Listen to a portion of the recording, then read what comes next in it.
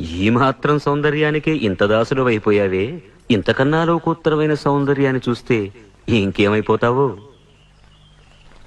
ఇంతకన్నా సౌందర్యమా?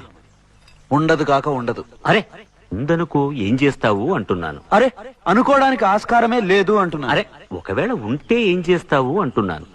ఇంతకన్నా ఆనందప్రదమై, ఆద్యంత రహితమై, అనంతమై, నా హృదయమంతా నిండి నన్ను తనలో నింపుకునే సౌందర్యమై ఉంటే అరే ఉండదయ్యా స్వామి. అరే ఉంటే ఏం చేస్తావయ్యా? ఆ సౌందర్యానికే దాసోహం అంటాను. అయితేరా చూపిస్తాను. పద చూస్తాను.